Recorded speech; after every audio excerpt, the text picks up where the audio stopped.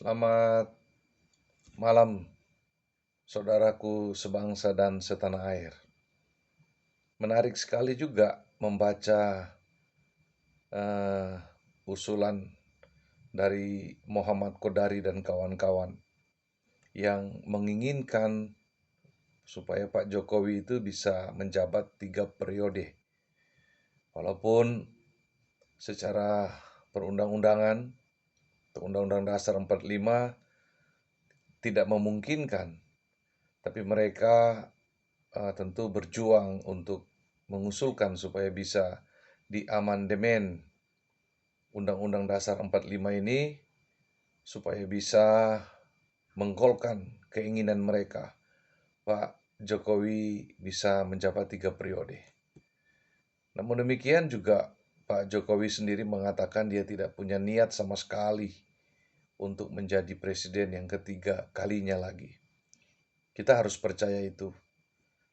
Kita harus terima itu sebagai keputusan beliau yang tulus, meskipun memang banyak orang yang mencintai Pak Jokowi supaya program-program yang dia sudah kerjakan pada periode pertama, periode kedua, bisa lanjut ke periode ketiga.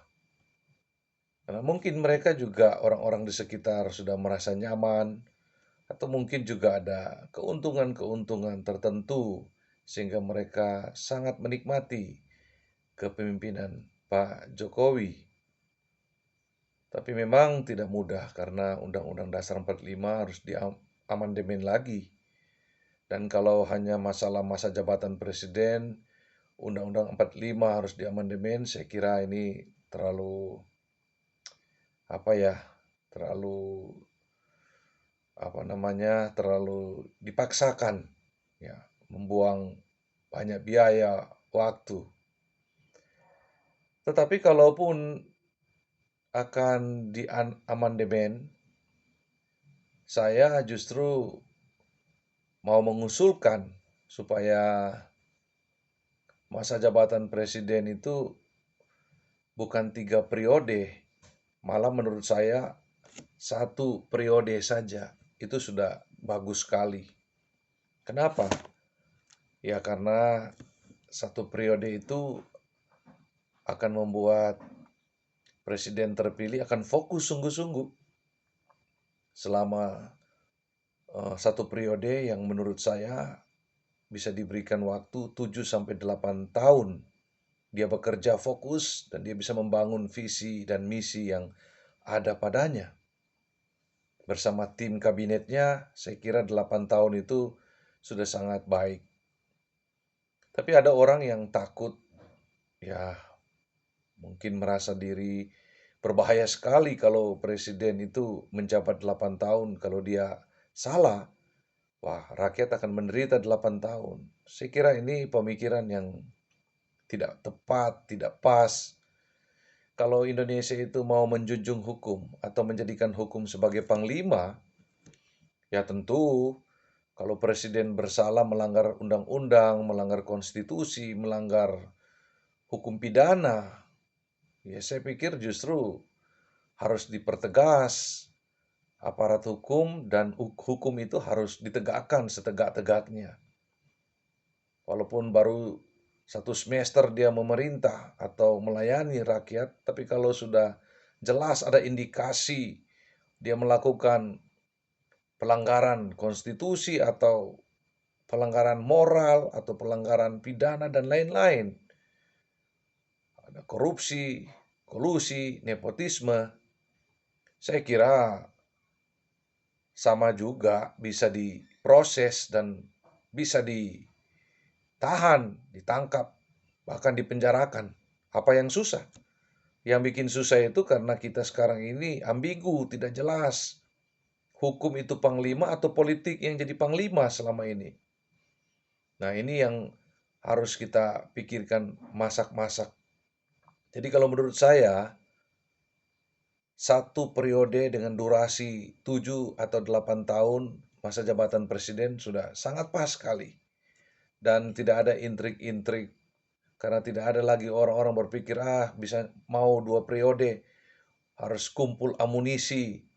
Ya, sebelum selesai periode pertama, kumpul uang banyak-banyak, nggak peduli uang korupsi atau uang apa.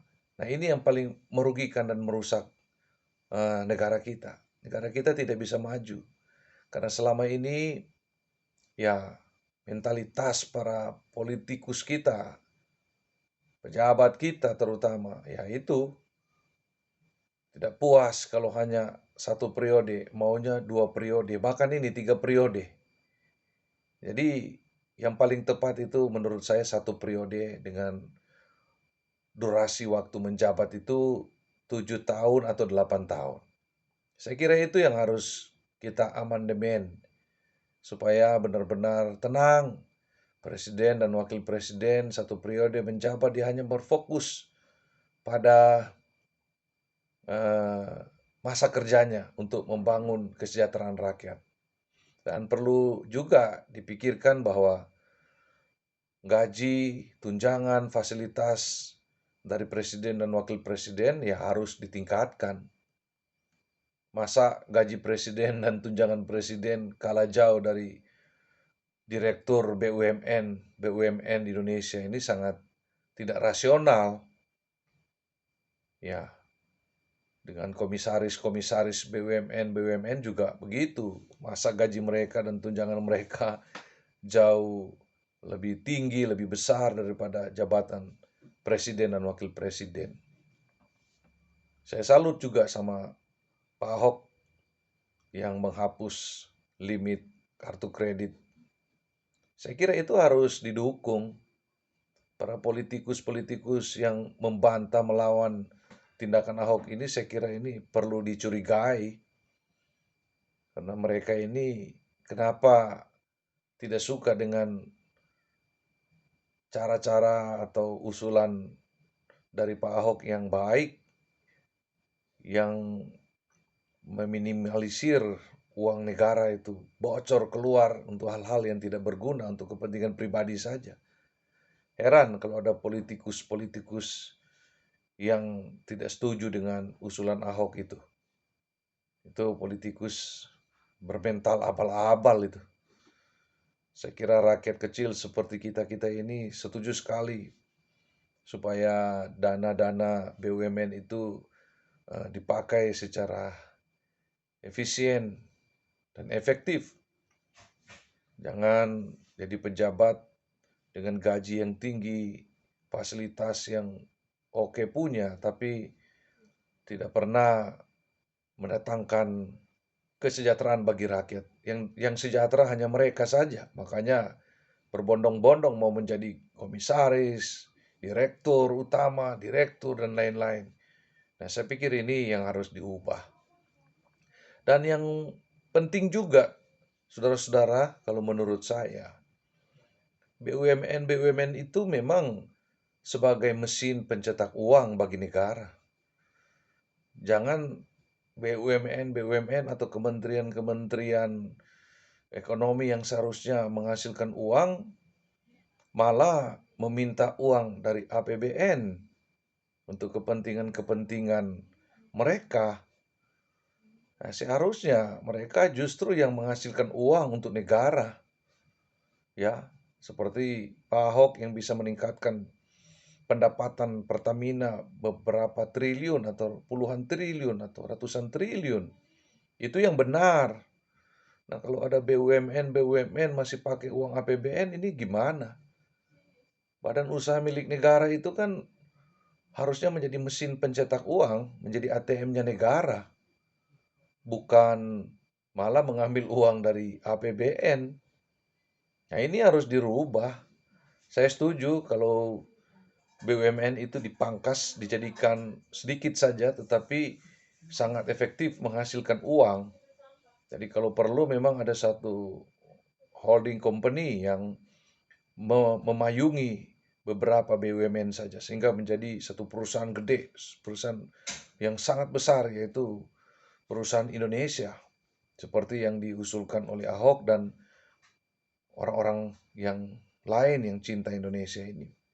Saya kira Indonesia ini sangat kaya raya, asal betul-betul diisi oleh pemimpin-pemimpin yang jujur, yang berintegritas, yang tidak cinta uang.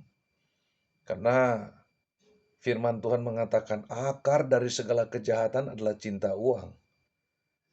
Jadi kalau Indonesia ini mau sejahtera, makmur, bermartabat luhur, maka harus berubah mentalitas pejabat. Sebenarnya bukan pejabat, pelayan masyarakat, bukan pemerintah. Harus dirubah itu, bukan pemerintah. Kalau pemerintah itu ya tentu tugasnya main perintah-perintah saja. Tapi pelayan.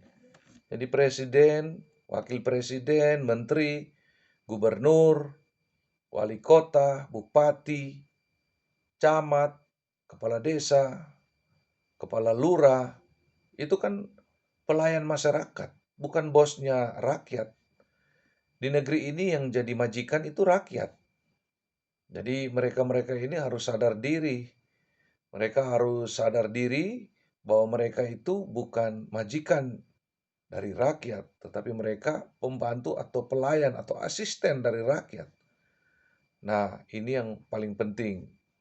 Jadi harus dirubah mentalitas dari pemerintah, penguasa, menjadi pelayan rakyat. Jadi istilah-istilah ini harus diganti sebenarnya.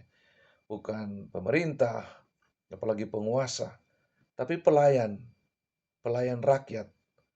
Supaya mereka tahu bahwa ketika mereka memimpin itu bukan bos, tapi mereka asistennya rakyat yang dipercayakan rakyat untuk mendatangkan kesejahteraan pada rakyat seluruh Indonesia yang jumlahnya 270 juta penduduk ini, supaya sumber daya alam yang Tuhan sudah karuniakan kepada kita semua, tambang, sumber laut, ya, sumber daya hutan, sumber daya alam, luar biasa. Nah, ini yang paling penting. Bisa digarap dengan baik, dikerjakan oleh para pelayan rakyat supaya menghasilkan keuntungan. Kekayaan kita luar biasa, laut, ya. Kita bisa menghasilkan listrik dari sumber matahari, bahkan ombak laut bisa menghasilkan tenaga listrik. Ya, itu belum dikembangkan, itu harus dikembangkan oleh pelayan rakyat. Dan mereka harus digaji tinggi supaya mereka tidak perlu lagi cari tambahan penghasilan. Mereka harus digaji setinggi-tingginya. Tapi juga kalau mereka bersalah, korup, ya harus diproses hukum, dipenjara. Indonesia sungguh kaya raya. Nah, sebenarnya utang-utang kita juga yang banyak itu bisa dikompensasi oleh badan dunia, apakah di PBB yang harus menghargai seperti Badan Lingkungan Hidup Dunia itu harus memberikan kompensasi kepada Indonesia karena Indonesia ini punya hutan yang besar sekali yang menghidupi bumi ini, memberikan oksigen dan menyerap karbon dioksida. Ini kurang dipicu oleh eh, pemimpin-pemimpin pelayan masyarakat yang duduk di istana atau di kabinet dan di daerah-daerah. Ini harus kita perjuangkan. Indonesia berjasa itu untuk menghasilkan oksigen dan menyerap karbon dioksida di bumi ini karena punya hutan yang sangat luas. Kalau tidak salah, hutan Indonesia adalah terbesar kedua ya, atau ketiga, saya tidak tahu. Tapi yang jelas, Indonesia berkontribusi yang sangat luar biasa bagi bumi ini. Nah, kita harus dibayar. Kita memelihara hutan itu sampai hari ini negara-negara di dunia tidak peduli. Harusnya mereka sadar, kita yang menjaga bumi ini harus dibayar. Harus dibayar. Tidak bisa tidak.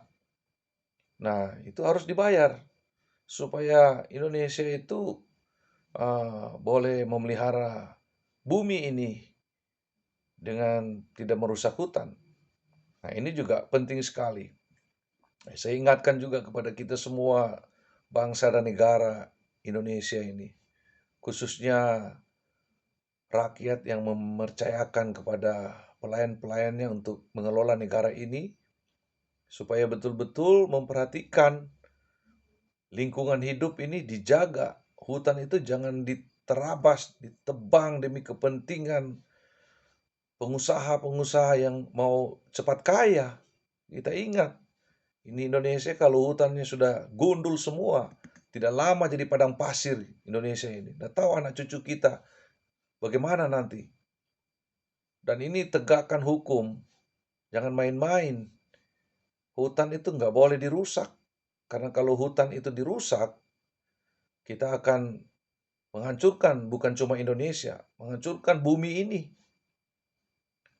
Tuhan itu ketika menciptakan manusia, dia memberikan tugas, mandat budaya. Salah satunya itu tuh menjaga alam semesta ini, mengelola alam semesta ini sesuai dengan prinsip-prinsip Tuhan.